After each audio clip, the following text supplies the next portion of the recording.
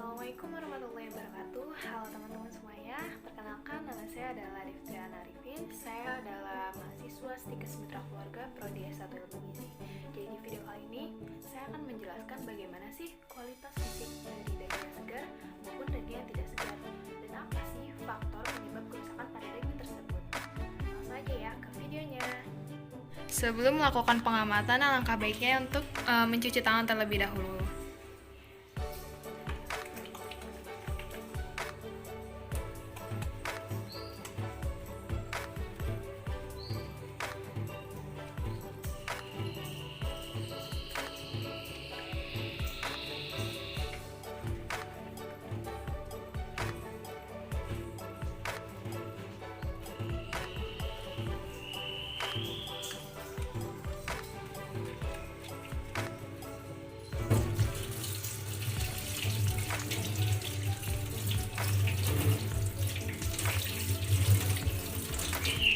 Setelah bersih, kita bisa langsung ke pengamatan.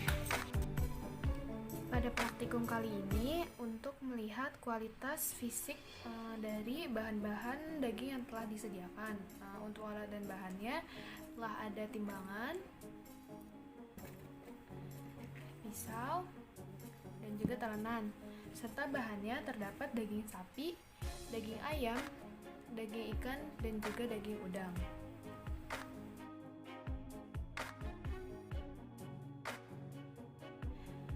Untuk daging sapi, ciri daging sapi yang segar yaitu daging sapi berwarna alamiah yaitu merah segar, berbau khas daging sapi dan teksturnya kenyal dan padat. Juga dagingnya ini berserat halus dan sedikit berlemak. Dan jika ada lemaknya ini berwarna kekuningan.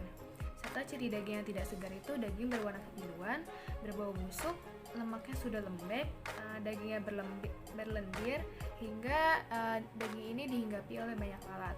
Faktor-faktor yang mempengaruhi kerusakan pada daging sapi yaitu proses oksidasi yang pertama. Yang kedua, ada penguraian dari daging tersebut. Yang ketiga, ada bakteri.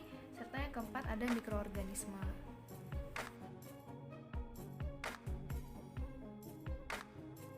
Selanjutnya, daging ayam. Ciri dari daging ayam yang segar ini, dia tidak menimbulkan bau, namun tetap ayam ini mempunyai aroma khas dari ayam tersebut. Jika ayam ini mengeluarkan bau busuk, menandakan bahwa daging ayam tersebut sudah tidak segar lagi. Juga pada warna daging ayam yang masih segar ini tidak terlihat merah muda, tidak abu-abu ataupun menghitam. Jika kulit dan dagingnya terlihat putih kemerahan, menandakan bahwa daging ayam tersebut masih segar. Daging ayam yang padat ataupun kenyal adalah ciri-ciri daging ayam yang masih segar. Sedangkan daging ayam yang jika dipegang dagingnya sudah terlalu lembek, berair, bahkan hancur, itu merupakan ciri daging ayam yang sudah tidak segar lagi.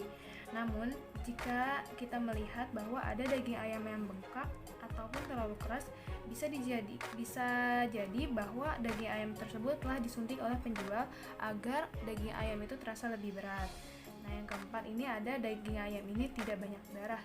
Daging ayam yang masih banyak berdarah menunjukkan bahwa ia itu ditangani dengan cara yang kasar, dengan resiko kontaminasi bakterinya jauh lebih tinggi. Atau bisa jadi ayam ini telah dibubuhkan atau dicairkan selama beberapa kali.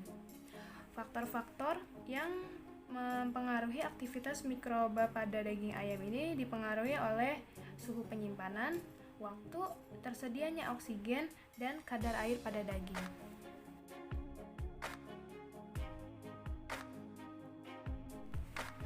Selanjutnya ada ciri-ciri dari daging ikan segar. Yang pertama, warna pada ikan segar itu dia cerah, terang, tidak berlendir, juga mengkilat. Sedangkan pada ikan yang tidak segar itu dia tampak kusam, suram, juga berlendir. Serta bau pada ikan segar itu mempunyai bau yang normal seperti ikan segar pada umumnya.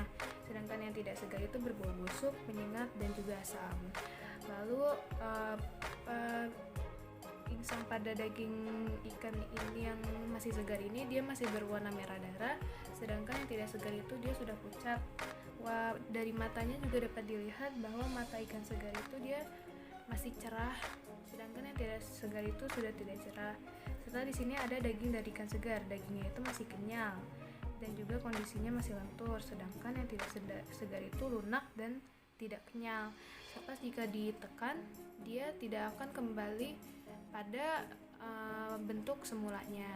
Lalu di sini ada faktor-faktor perubahan pada daging ikan segar yang dipengaruhi oleh perubahan prarigomortis, terus ada perubahan rigomortis, lalu ada perubahan proses akibat dari enzim, lalu ada perubahan akibat dari aktivitas mikroba, dan juga perubahan karena adanya oksidasi.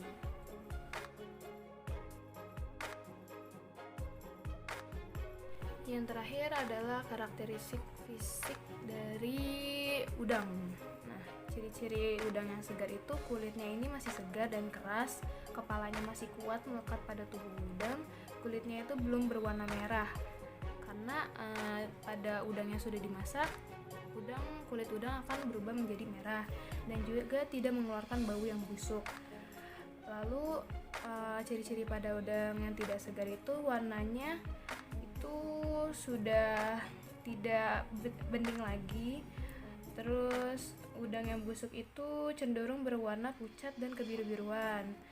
Aroma pada udang yang tidak segar itu mengeluarkan aroma bangkai.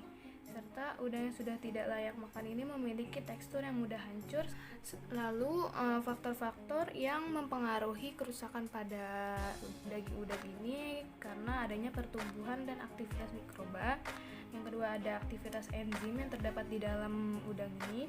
Yang ketiga ada aktivitas serangga, parasit, dan juga binatang lainnya. Yang keempat ada kandungan air di dalam udang.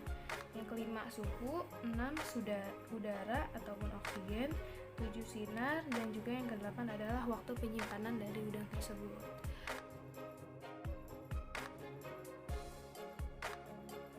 Selanjutnya kita akan menghitung BDD pada setiap bahan yang telah disediakan. BDD adalah berat yang dapat dimakan. Untuk menghitung BDD, kita akan memisahkan daging dengan tulang serta bagian-bagian yang tidak dapat dimakan lainnya. Karena daging ayam dan daging sapi merupakan potongan daging dan juga telah difilet, jadi daging ayam dan daging sapi ini merupakan BDD-nya.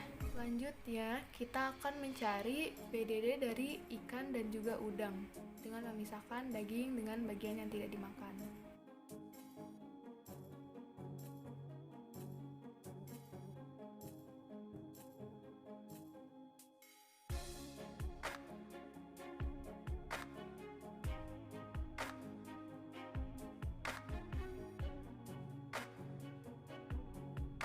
Selanjutnya kita akan melakukan proses perebusan, lalu akan melihat kualitas fisik pada bahan yang tadi telah disiapkan.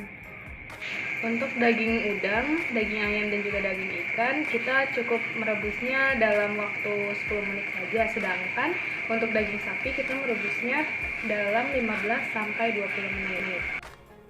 Setelah mengalami proses perebusan, dapat kita lihat perubahan fisik yang paling mencolok adalah warna pada setiap bahan yang disediakan. Seperti pada udang yang tadinya berwarna putih berubah menjadi merah keorenan. Warna pada daging ayam yang tadinya merah muda berubah menjadi putih. Warna pada ikan yang tadinya putih berubah menjadi kecoklatan. Dan warna pada daging yang tadinya merah darah segar berubah menjadi kecoklatan juga. Perubahan tekstur pada bahan yang disediakan juga mengalami perubahan. Seperti yang tadinya tekstur pada setiap bahan itu agak lembek, sekarang dia berubah menjadi agak sedikit padat. Juga aroma yang dihasilkan dari setiap bahan ini, dia menghasilkan aroma khas yang sedikit lebih menyengat dari sebelumnya. Nah, jadi kayak gitu teman-teman penjelasannya. Semoga video ini dapat bermanfaat dan membantu teman-teman semuanya ya. Terima kasih sudah menonton.